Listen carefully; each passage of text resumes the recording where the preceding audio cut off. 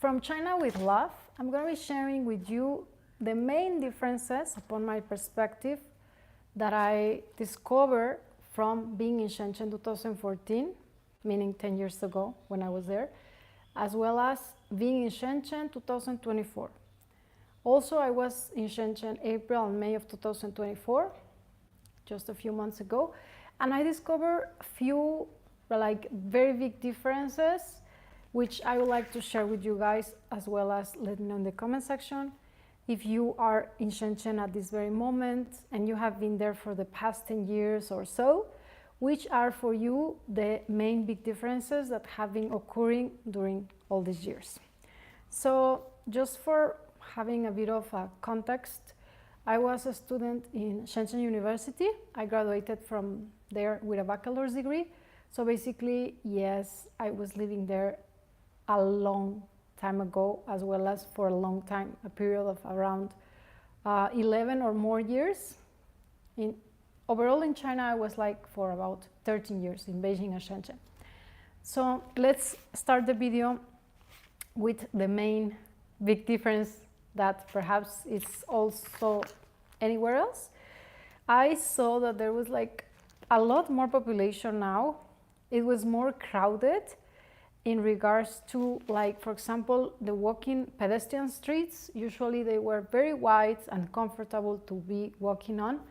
And this time that I was back, I was amazed at how many motorcycles, parked motorcycles were there, just crowding the whole pedestrian way, which previously, 5-10 years ago, was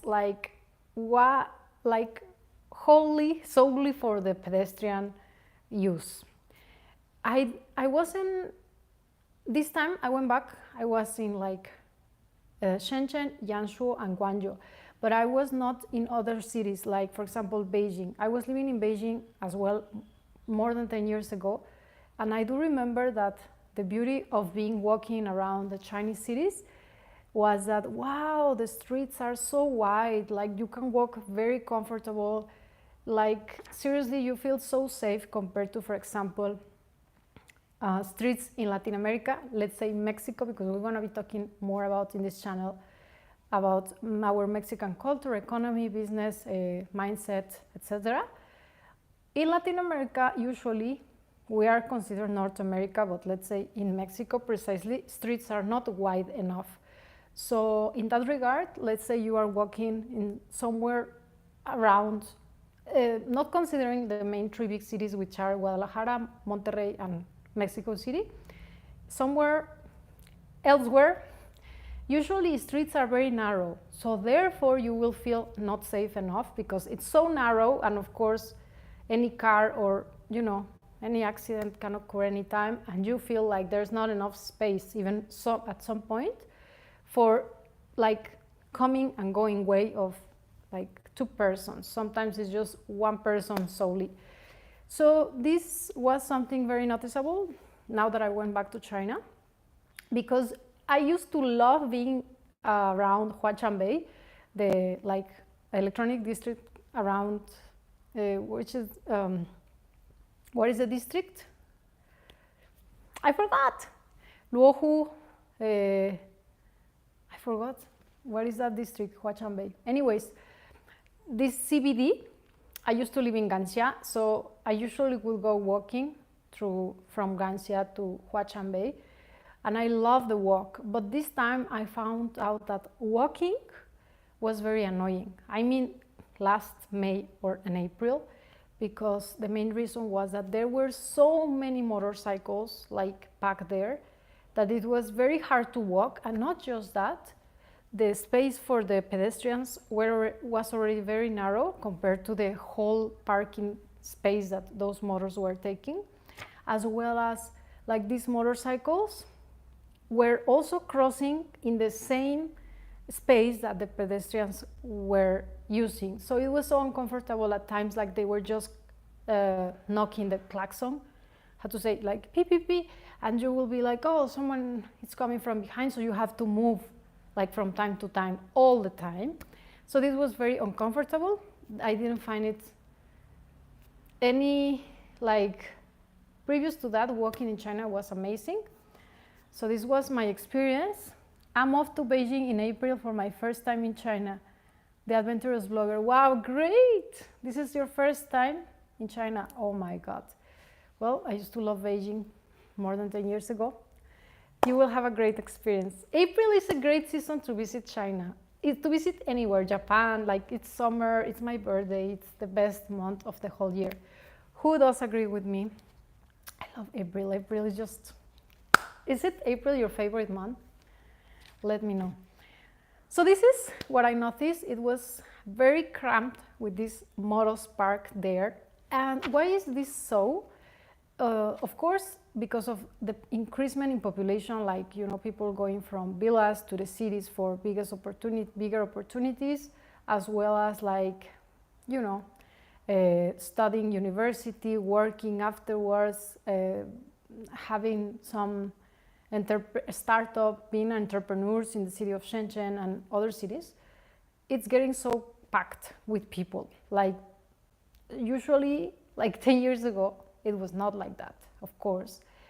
And another reason is that because of this population constantly coming to the city, the traffic must be so intense that just like in Mexico or my city, Guadalajara, it's so packed. I must show you a video afterwards.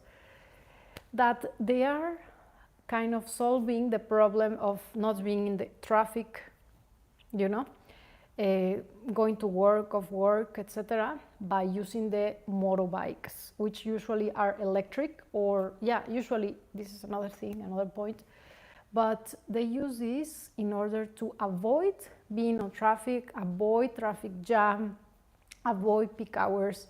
So it's super packed with these motos all around. I remember when I was living in Shenzhen 10 years ago, I used to watch some videos about China. And you guys perhaps have watched too, that there are so many videos regarding the big streets in China and like very wide, special, how to say, roads for the motorcycles. This used to be Beijing or Shanghai. Well, now it happens to be also in Shenzhen. We do not have like the wide, like motorcycle rails, but they do have motorcycles in the pedestrian wide spaces. So this makes it very, very uncomfortable. That happened to me in that district, which I just forgot the name. Where is the district of Huaqiangbei? I just forgot. I was in Shekou. Also, it was crowded with motors, but it was not as crowded. Of course, a lot of people is working in the Huaqiangbei area, so therefore more motorcycles in there. And this, to my taste, was very annoying. Previous to that, I was in Bali during my birthday, April 6, 2024, and I kind of disliked the feeling of Bali 2024 since I was been there previous years as well, because of the motorcycle noises and like the stress that it gives you as a pedestrian, be walking on such streets and having all these motos for you to be like, you know, avoiding all the time, because there's a motor coming from behind, there's a motor coming from in front, and always they are like PPP, you know, the klaxon. In Vietnam and Thailand, exactly, this is what I was getting to. When you walk on the path, you have to be careful because of the motorbikes. Exactly. So China was not like this before, at least not Shenzhen. Perhaps Beijing, but Beijing, it used to have an infrastructure for the motors itself to have its own rails. And I also saw videos about Shanghai, but this was not Shenzhen. And it seems like Shenzhen is getting to that point where it's just like another Southeast Asia city. By the way, I was also in Singapore previous to China, and there are no motorbikes in Singapore. Anyone wants to take a guess why? I'm also wondering. I mean, Bali was full of motorbikes. I was previous to that in Australia, and of course no motorbikes. There are a lot of cars in there.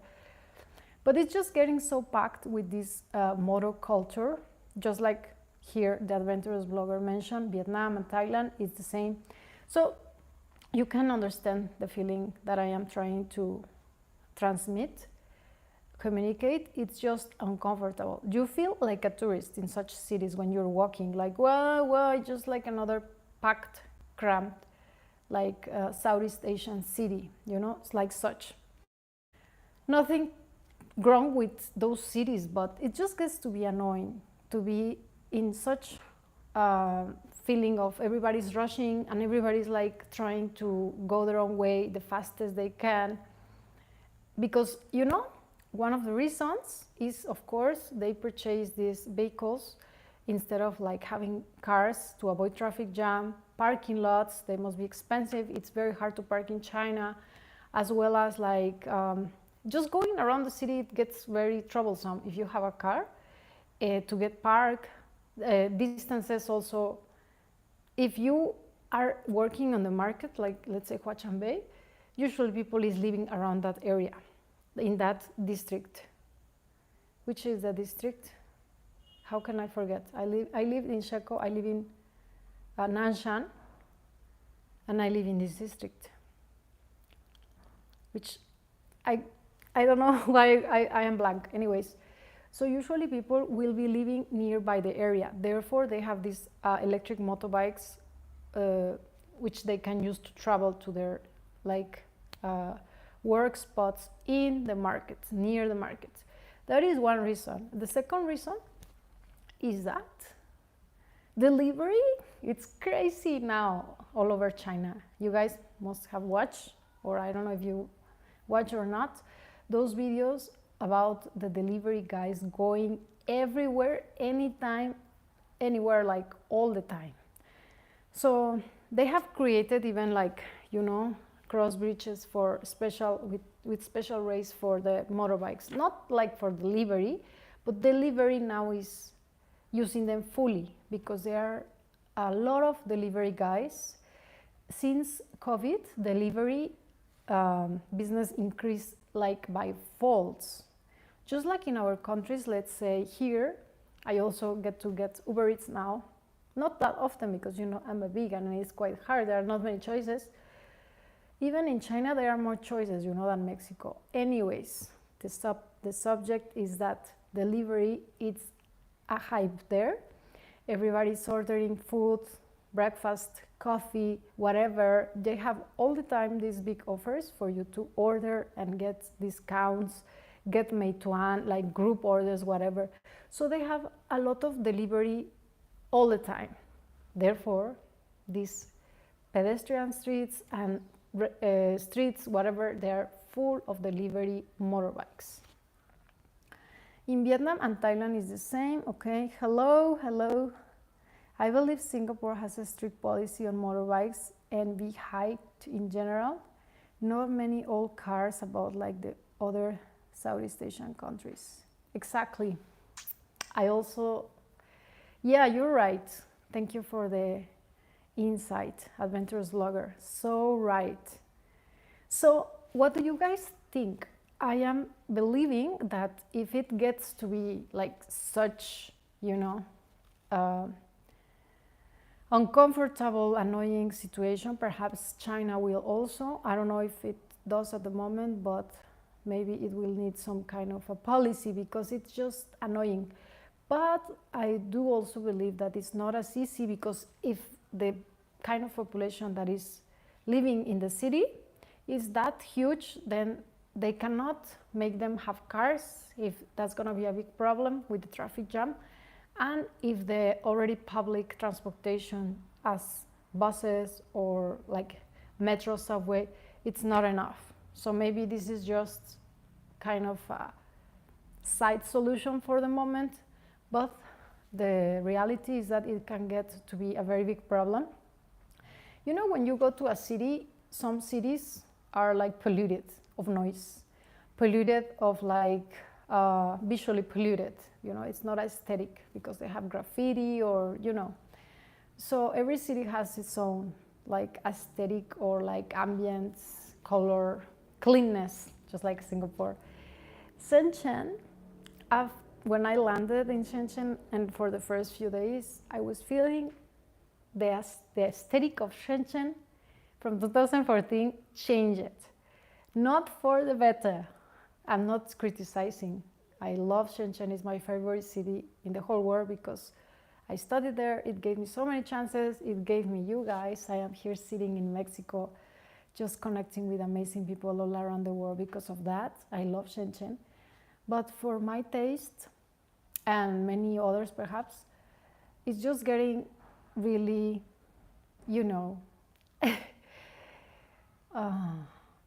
it's just like that because more people, more pollution, more problems, and they don't happen to care that much for the stuff in general. For example, I was in Australia, also in March, previous to going to China, and I noticed that my sister is living there. She married an Australian guy. So hello to all of you. If you're watching from Australia, let me know which city in Australia. I went to the Gold Coast and I really enjoyed it. I love it. I would like to go live there. I noticed that my sister was living in a house which was not new, in a neighborhood, but it looked pretty new. Like, if you couldn't tell, if I wasn't told it wasn't new, I wouldn't tell it was not new. I would think it's brand new. And maybe it's just like a cultural thing to take care of things. I believe China is not the best example. The people, they don't care much of things. Just they use it, they throw it, like they are used to dispose things just like that.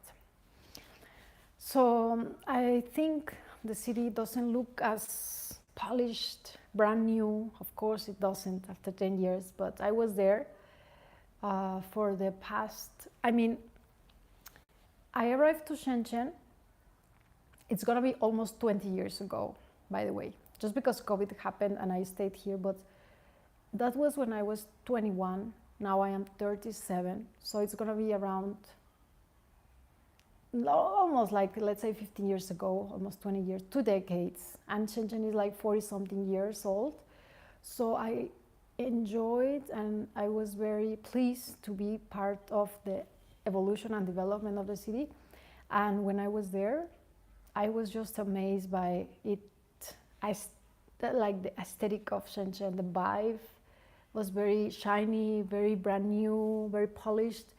And now that I was back, it just gave me a vibe of like adventurous blogger mentioned, just like it's getting to be just as cramped, noisy and packed just as another Southeast Asian city. By the way, there is a good point on here and I'm gonna touch it after. Anyways, Futian, thank you. I love you guys. Thank you. Give me a thumbs up for my forgetful memory. How can I forget Futian? Like, seriously. I was a Futian queen. Almost all my videos are recorded there. Even my channel started in Futian. Hey, hello. Hello, where are you watching from? Thanks a lot. I am in England, so it's late. I will catch up with the rest of the live tomorrow. Have a great rest. Thanks, John. Kisses to you. From Mexico with love to England. Yeah, catch up and also to comment, because I believe like this community can be very fruitful if everybody share its own insights, just like you did before with these Southeast Asian countries. And we can all learn. Okay, so that is point number one. It's maybe just my perspective, but I'm sure as you guys listen to me, and if any other traveler went there and also experienced this evolution, it's an evolution, but also it's like, how to call it? I feel like a little bit of a downfall for the city. Anyways, it's just like that. I didn't really enjoy that. I guess nobody will, but it's just the way it is. It was a new city almost 20 years ago, so what else could I be expecting, right? So with this point comes the second one. Usually in Bali, I used to travel to Bali almost or for every Chinese New Year, I will go there to do like yoga, eat the vegan food, be resting there, having fun, while the holiday was on, because China was closed and it was very near and it was very cheap compared to now. Me going to Bali from Guadalajara, Mexico will be like a luxury trip because we'll be crossing the whole world. So that is, I mean, it's attainable, but it's just, in that case, why would I go to Bali from here? I will rather go maybe Cancun, or, you know, you guys tell me, what do you think about it? However, when you're living in China, the luxury you have, or in Hong Kong or somewhere, I don't know, Thailand, maybe Vietnam, that many cities around like Southeast Asia or Asia itself, like Japan, Korea, they are so nearby. So you can travel within a few hours, and the budget to go travel there, the plane tickets, it's quite affordable compared to we are in the States or Mexico and we want to go to Bali. It's considered like somehow a luxury. Volume is too low. Really? I thought it was okay. Okay, let me try something. Volume is too low. Thank you for the... Is it better or is it okay? I thought this volume is great. I really like this mic, so I'm very concerned that volume is too low. Can you other guys watching here comment on that and confirm if the volume is low, please? And if you are listening clearly. Thanks for the comment, however. I do have another mic, but I just don't like to use Bluetooth. I will tell you afterwards why. Okay, so the second thing is that, let me see, how can I adjust it? Is that better? Is that better or worse? So the second thing is that it's not as noisy as Vietnam, Thailand, Bali, because the vehicles now are BE, right? Like electric vehicles, electric cars, electric motorbikes. So usually, for example, when I was in Bali, it was so crowded with motorcycles going all the place. And like, what is this called? In Spanish is claxon, la pipi. So you will listen these noises everywhere and you will feel stressed just by the sound of it. Even if you are walking, they will be like on your head the whole time. So it was considered to be like a holiday destination or a rest kind of place for us to be relaxing. But I didn't find this place any more relaxing because of this issue. Compared to Shenzhen precisely, or China in general, I guess the other cities are not very far from this, is that they have electric motorbikes, electric cars. So the sound, the overall noisiness of the city decreased a lot. It got a lot better with that since they transitioned to the electric motorbikes, electric vehicles, electric cars, electric buses, like whole transportation, public transportation is now electric. So it's very funny because you see a lot of cars, but there is not a lot of noise coming from them as it was before. Before it was super noisy, you know, like in general, this country, the language itself, it's quite loud. So the noises from the public transportation was also adding to that loudness and the ti-ti-ti. So this is an improvement somehow that is quite quiet. It's not noisy as, for example, maybe as our blogger was saying, Vietnam or Thailand. In my case, personal experience was Bali was so noisy, full of motorbikes, and they are not electric as they have a very, you know, annoying motor engine. So yeah. Guys, can you confirm whether can you listen clearly or not? I was quite concerned about that. So this is another transition which I noticed, and I really quite enjoy the quietness of the city compared to what was previously when I was there 10 years ago. It was quite noisy and, you know, more polluted. Of course, I don't know whether the V or the normal gas ones are more pollutant in general. You know, there's a dilemma, but it seems like it's less polluted. The overall air and sound is not as annoying. So it's quite silent. Sometimes at night, during the day, you see like, wow, everybody's like, you know, in their cars, but it's very silent. So that's something very pleasant. And the majority of these cars or VEs are Chinese brands. Some of you might know these brands, and some of you are very unaware of them because they are like constantly coming new to the market. So, by the way, if you have been in Shenzhen, you've noticed that the taxis, the blue taxis, like the small vans there, are from BYD. They were from BYD even from years ago. I'm not sure whether they were there already when I was 2014, I guess. I don't know. But I do remember when I was studying, almost around that time, that they already have this kind of taxis. So let me know if you guys are more aware about this information, if you were back then, 10 years ago, and the BYD taxis were already around the streets.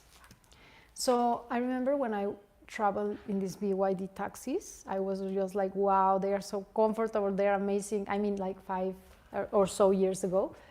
And the main city, it's using just electric vehicle taxis from years ago. And nowadays, I've seen that they also use like this kind of buses. I didn't use bus this time. I used taxi and I used also metro. So I didn't happen to experience going in the bus without any driver, which I've seen it on social media. It looks very cool. Hopefully we'll be experiencing that soon. But the thing that I was surprised at was that there are so many Chinese brands of electric cars, which are so amazing, even better to the brands that we are more familiar with, like Tesla and such, like big brands of the West. They have like amazing designs, like seriously, you cannot understand how amazing they are. I got to take a look at Huawei's car because in Futian district, now I got it, in the Ganxia shopping area, there is a Huawei big shop, flag shop, and they had the Huawei car there, and I was like, wow, at what moment did Huawei transition to having cars? Like, you know, it's a company that sells a lot of products, and in their offers they have like mobiles and batteries, etc. So at which point did Huawei move from a phone to a car? But iPhone didn't. So when I was inside this flagship shop in Ganxia shopping area, I was just very amazed, and you get to like a big shock for you of realization of how big and advanced the technology is there compared to even West. Because how come Huawei has a B but Apple doesn't? I mean, because of Apple's like large fans base, I am sure that many will like also to purchase an Apple vehicle, electric vehicle. I'm unaware whether Apple is like wanting to do one or not, but I'm sure that a lot of like Apple lovers will like to purchase one because, you know, we love the brand. I am recording this video or this live stream on an iPhone, so yeah, it's quite comfortable to like connect all the devices if you have a few. I have a few myself, so will be interesting to know also like if there was an Apple vehicle, how could you make use of all your other devices with it. However, there's not, but there is a Huawei one and there is a Xiaomi one, and it's just like very mind-blowing, like all this technology and all this like development on companies that were just leading on mobile industry. So that's second one. And the third one, which I have also noticed, is that there were very few foreigners during my visit in April and May.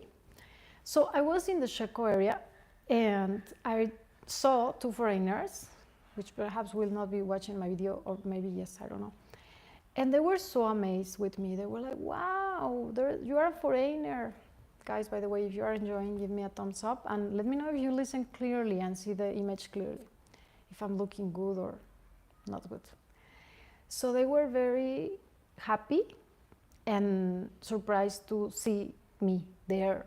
And they were like, wow, usually we don't get to see a lot of foreigners, and do you want to be friends with us and sit here, have a cup of coffee with us? And it was on a bacon coffee or something like that, a shop in Sheco.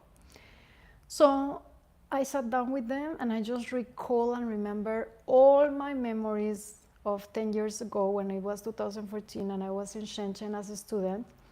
And it was like so common to meet other foreigners and be chit-chatting with them, sharing our personal info on why was that we were in Shenzhen, what is that we were doing, what was that we were doing, our projects, etc., ideas, also like, you know, like habits and things that we were not used to about China. So this felt just like one of the moments that I lived previously 10 years ago when I was there as a student, and we will find other foreigners and we will make friends so easily, and it was so uncommon to see foreigners, and of course you need to make friends with them because we were foreigners. I felt very warm from them to wanting to be friends with me and meet me and, you know, exchange WeChats, like, let's be friends. Like, it's so uncommon in our countries. At least in Mexico, although we are a very friendly country, it's not like common that you go to Starbucks. Even myself, if I go now, it's not like somebody will just, you know, want to have a talk with me and have my number. I mean, by WeChat, because they want to be friends, like genuinely, not because they want to flirt with me or anything. Of course, maybe it could be the case back then in Sheco, but I don't think it was the case. I believe it was because they were just surprised, and then I told them, yeah, I was living here, I was studying here, I had by the way, they were speaking about their plans of like making a YouTube channel. And I was like, wow, I had a YouTube channel back in the day. I used to speak about my travels and the vegan food. And they were so surprised. They were like, wow, really? You could teach us about that. They wanted to make YouTube videos sharing like their life and business in China. And of course, I happened to recall when I just started the channel, when I met my YouTuber friends, etc. Only one left are Russian buyers who frequently Huachan buying electronics. Thank you, son, for the input. Can you listen clearly now? Yeah, seriously, like even a lot of my Turkish friends are gone. Like, why? I would like someone to elaborate on that because you guys are more knowledgeable about like international economics. At least from my side, Latin America or USA, I can share with you some points on why it's so that, you know, people are either leaving China or coming to Mexico or going back to China again, etc. So this was my experience when I was in Sheco in that cafe. It was a very pleasant experience, you know, to have this feeling of someone wanting to be friends, whoever, what. One was a teacher and had a startup, and another was an Indian guy who perhaps already started its channel, but I haven't found it. And he was doing business with Hong Kong, like electronics. So he was like, oh, maybe we can collaborate. Maybe we can make a YouTube channel, like collaboration, a video together. And I was like, those good times, the old good times, you know.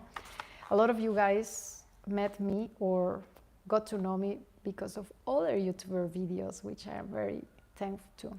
It is much clearer. Volume is still low. Okay, volume is still low. When I watch my videos, I found that the volume is quite well. Even that's the reason why I'm not speaking louder, because sometimes I think that's just a good enough volume, but you guys have to confirm. If anyone else in the live stream can confirm that, I hope that anyone else is hearing better than some. But if it's not the case, then I'll see. However, back to the conversation, I met them, I added their WeChat, and it was just very nice kind of foreign encounter in Sheko. And I also happened to find a friend. Oh, it was so nice because I was walking in Sheko and suddenly in a cafe he was there, a guy from Jordan. He was one of our classmates during my Shenzhen uni time. So it was like such a coincidence, like, wow, you're here, I'm here too. He was not living there anymore. He was just traveling for business, and we happened to see each other, and we were so very surprised to have met in that same day, same place, after like 7 or 8 years of not having a talk or an encounter like physically with each other. I'm gonna go back to Shenzhen. What do you guys think if I do a meeting in Shenzhen? That'll be very nice. Or even in Mexico, that'll be easier perhaps for many of you. So about foreigners being fewer, which is point number 3 of my video. When I stayed in a few like districts. I stayed in Ganxia, in Futian district. I stayed in Sheko, and I also remember I stayed in Luohu, I believe, or Nanshan. However, wherever I was, elsewhere from Sheko, I found that foreigners there were very rare. And I didn't happen to see many, which I was very surprised. And when I had a night out during a Friday night, I went to Coco Park, which used to be like the district of fun and entertainment, nightlife, bars, you know. I went with this friend, a follower of mine, and he said like, all Turkeys here are almost gone because the visa is quite hard to get and business got like downfall because of the country economy, etc. So I was very surprised by that, and also I saw that the bar there in like Coco Park was full of like Chinese new era, kind of liking, you know, foreign bands. We went to a place called, I forgot, Taboo or something like that, where they had like a live band playing, Filipino live band. You know, Filipinos there are very popular because they sing and do show entertainment business quite well. Also, previous to that, a few years ago back in Sheko, they used to do that in Terrace. I'm not sure if they still do it. I just went for a few times. I don't drink, so I'm not a very great fan of such events, of such, you know, entertainment hobbies. However, it was very fun, and I just realized, like, where is everything? Where is the restaurants, the foreign restaurants, the other foreign bars, and the foreign people? They were almost none. So yeah, it was very rare. Going back there, now that like a few months ago when I was there, it was just like going back on time when I just arrived to China, and it was very rare to find foreigners anywhere, everywhere. And also, a very difficult thing for me, let me see, it is, hola, hello, hola. Okay, in this point, a lot of foreigners left China when COVID. Some of them married elsewhere and they couldn't go back because they already had their lives done anywhere else. If you guys have this case, let me know if it was your case. Why did you leave? Where did you go? Why did you didn't come back? What is that you're doing now? Why would you not come back? Would you like to go back? Do you miss China? So some foreigners left, married elsewhere. A lot of my friends. Some others, because they left and they didn't have like jobs and they couldn't come back to work in China during that time, they just got a job elsewhere and are still working in that place. So their China adventure was over. And some of them, I guess, business-wise, business was not good, or they weren't able to communicate with their suppliers or their, you know, like contacts back in China, so therefore business had to be like cut off. I had one advantage in here. You guys know that I study in Chinese in Shenzhen University, so therefore I can speak Mandarin, I can speak some Chinese. It's not perfection, but it's great, it's good enough to communicate with my team back in China. Therefore, I could be able to sustain the business during all these years, and I am able still to have such relation with my team, suppliers, logistic agents, etc., etc., etc., with whoever. If you guys want to add me in WeChat, by the way, I'll let you know my WeChat down below, so we can have WeChat friendship, of course. You never know. And therefore, I was able to continue doing that. But I guess, and I suppose that some of my friends, some of my colleagues that were working in the markets, like electronic markets and such, they were just, a lot of them were just able to speak, but not to write. So when this happened about like COVID and the restrictions going into the country, they were not able to communicate from their countries with their suppliers or with Chinese people in general, and it was quite hard to keep the business going, as you can just communicate by talk but not reading. I don't know, let me know if you get to, or got to know anyone that is in this situation or was in this situation because of their lack of language skill in Chinese. A lot of foreigners living even in Hong Kong, they know Cantonese, like a lot of Indians, Nepalese, a lot of these people trading with electronics. They are so knowledgeable speaking Cantonese, but they do not know how to write it. So yes, it's great for you to be able to speak the language and go around markets, but once you are gone and you just have a telephone and you have to speak all the time, you cannot read text or write text, I don't imagine whether or not it's sustainable and you can just keep going with that. Let me know what is that you think about this, or if you know anyone, maybe it is possible, I don't know.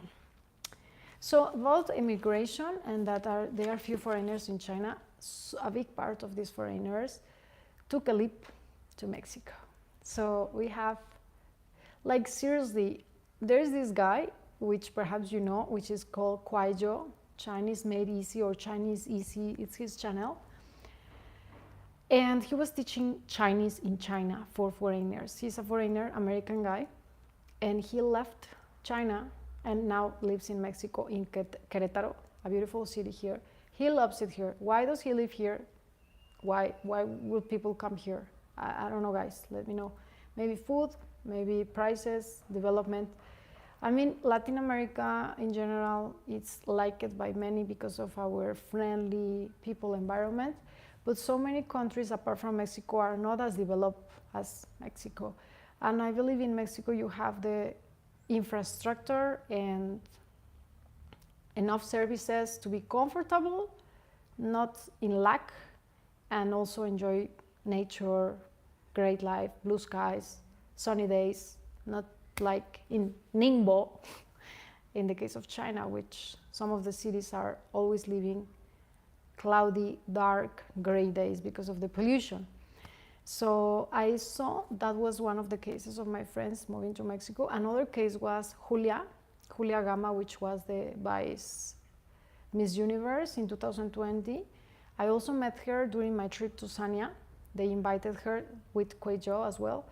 And she kind of left back to China when it was possible, around 2020, 2021, and started, no, previous to Miss Universe, started training for Miss Universe. She became Miss Universe, and after that she moved to Mexico, and now she's living in Mexico City, and she's working with Mexican TV broadcasting. She's working in TV programs. She's like a conductor, so a presenter.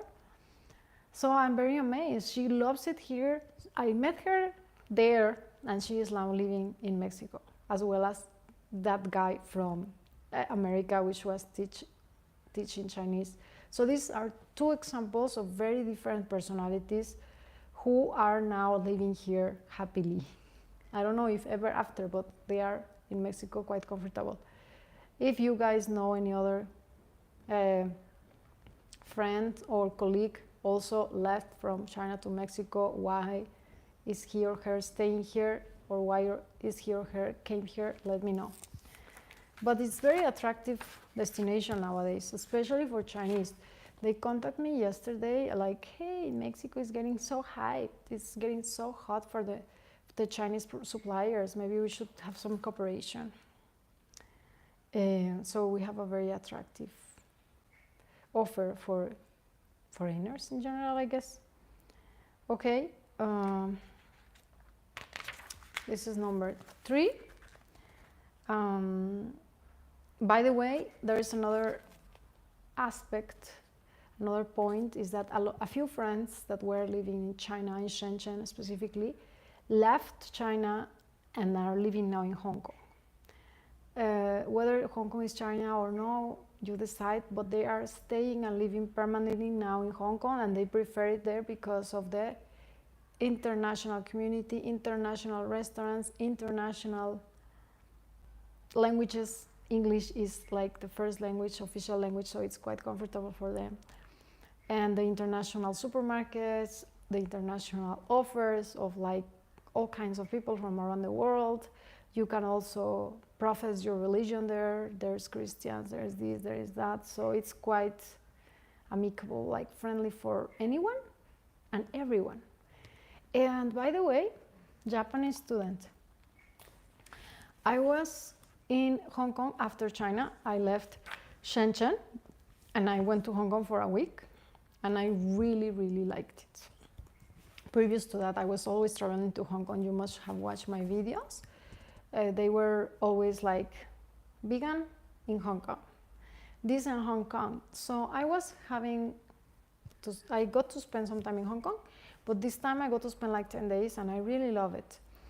As a foreigner and a China lover, because I was one, apart from many things that I dislike as well as you guys or even the Chinese themselves of living in China, like pollution, etc. I found that living in Hong Kong was so very comfortable for us foreigners because, first of all, the distances between, places and places are just like so small compared to Shenzhen and Guangzhou, so big cities that you need to spend a lot of time going from one point to another, and the whole day is gone.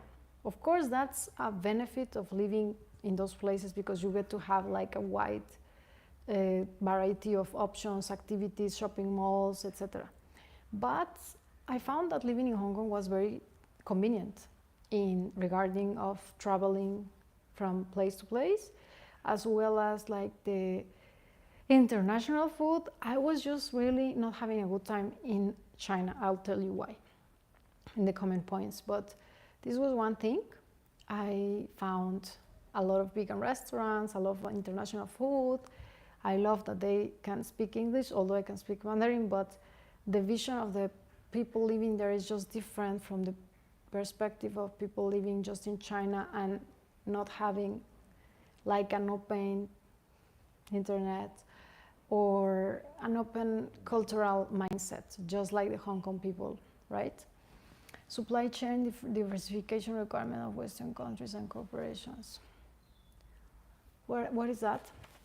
So I was really thinking, wow, it would be nice to live in Hong Kong. So if anyone here watching from Hong Kong, I'd like to live there.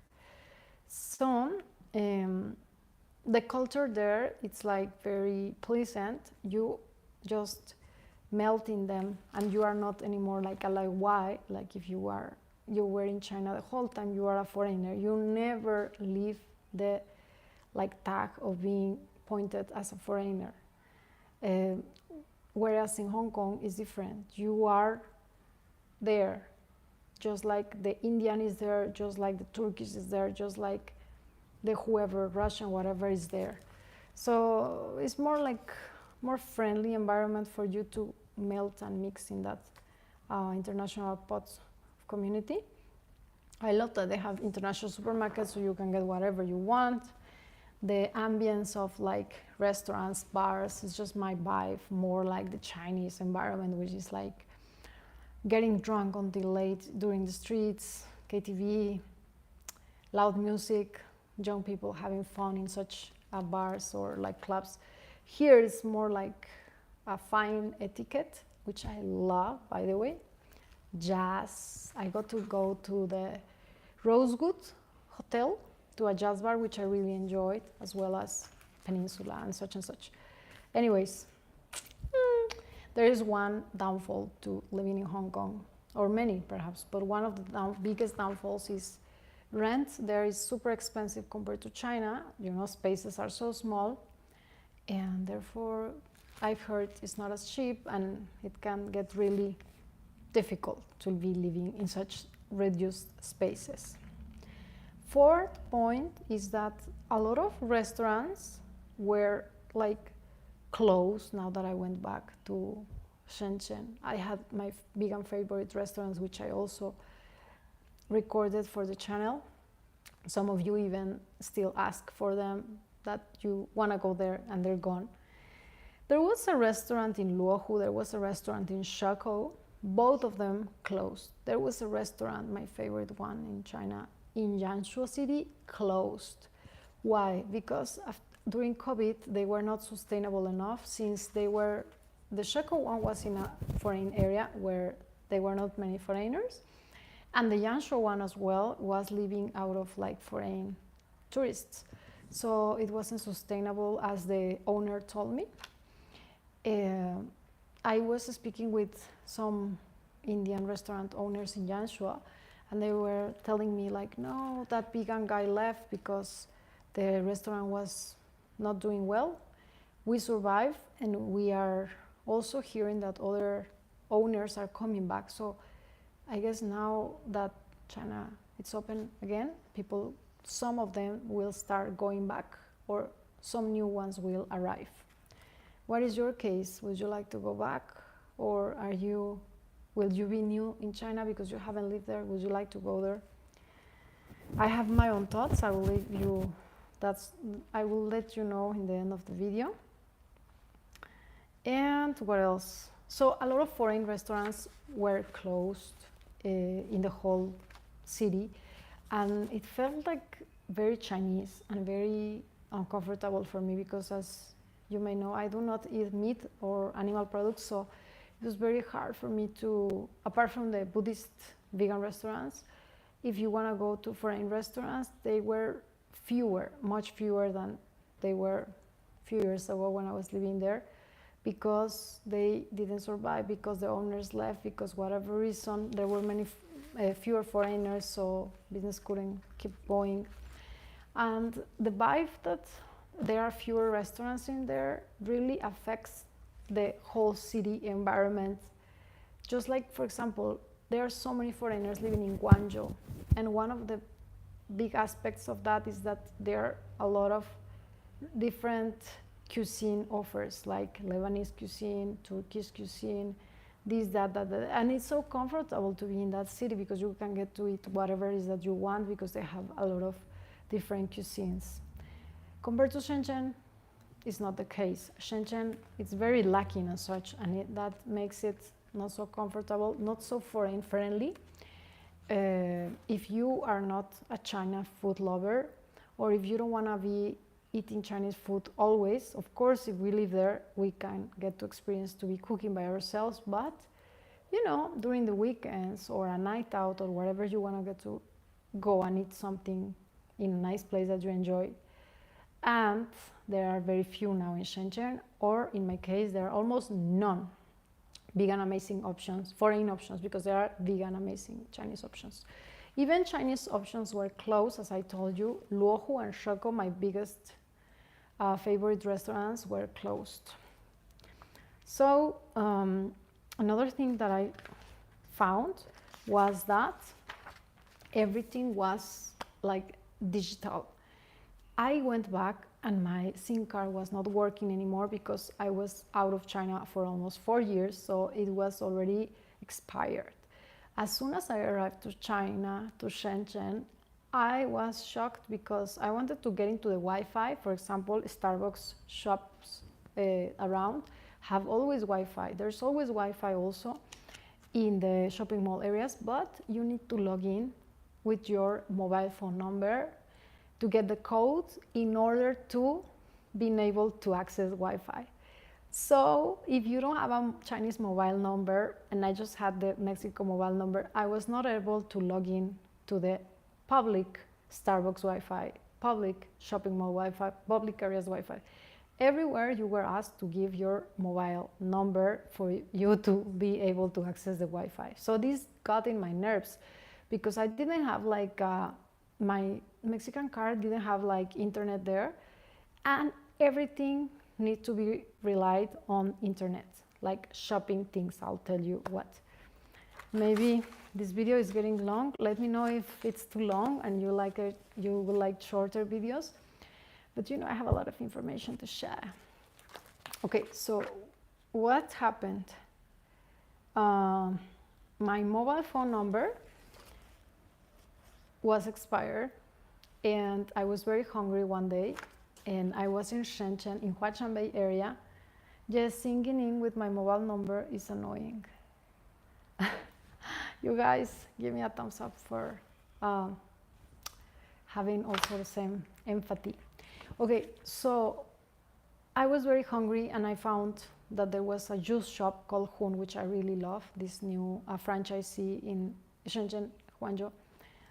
And I wanted to purchase a juice at least during the morning breakfast. And to my surprise, there was like a big table where they place the juices, the ready-made juices, but there was no cashier. So all the orders were done by the app, through the app, Meituan or WeChat, food delivery services, and there was no one there to take your order. There was no one there for you to pay him for something, or there was no one there to receive money, receive orders. It was a very automatized place with just a table for them to make the juices and place them there. So as soon as the delivery arrived, if the juice bag said like 24, they will take the juice and that's it. Or if you will make an order, it'll be a pickup order. So you will go and pick up your stuff, but you didn't have to interact with anyone there. And this got on my nerves because I was very thirsty, I was very hungry, and I really wanted to buy the juice, but I wasn't able to, since I needed to first log in some Wi-Fi, a Wi-Fi net. They had Wi-Fi, but I didn't have a phone number to log into the, I had to go into the Meituan and pay for my order. My WeChat also was, WeChat wallet was blocked because I didn't verify the whole thing because I left and I didn't have a number. It was so hard. So what did I do? First, I went to get cash. I thought I would pay with cash, so cash wasn't accepted. And after that, there was this Indian couple there, and he saw me that I was desperate, so he was like, "I'll help you, don't worry. Which juice would you like?" And he bought it for me, so that was a big help. This was not happening 10 years ago. You will have cash and you will be able to purchase anything with cash anywhere. It's normal. To my surprise, it's not that you cannot even purchase with cash. There's no one to receive you cash or digital money. It's like you have to do it yourself from your mobile, pick up, delivery, that's it. This was very, very surprising.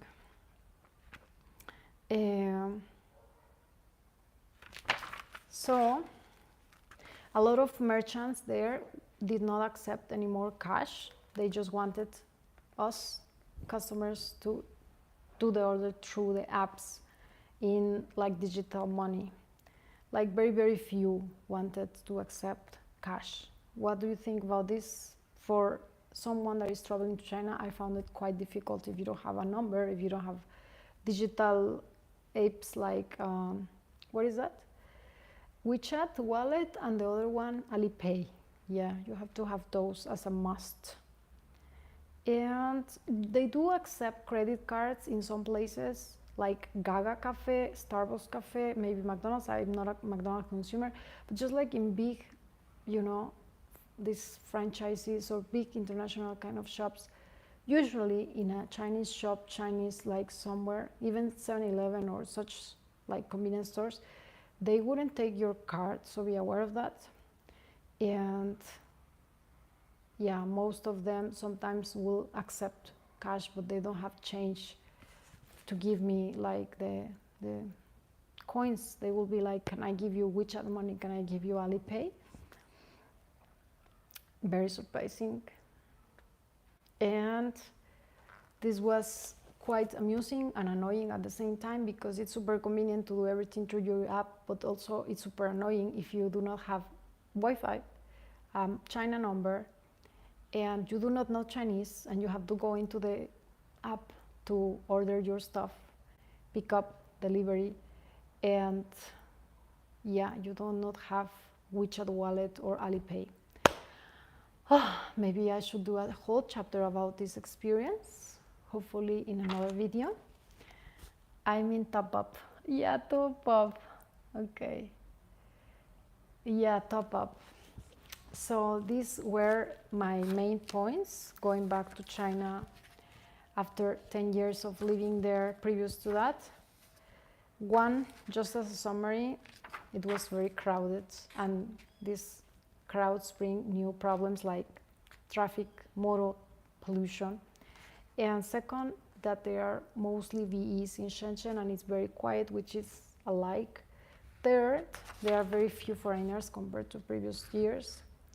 4, a lot of restaurants were closed, not just restaurants, business in general, and that affects somehow our foreign lifestyle. 5th, what was the 5th one? Oh, everything was digital, and that you need, digital, through digital money, and you need a China number in order to order, purchase, get a service done, get a product.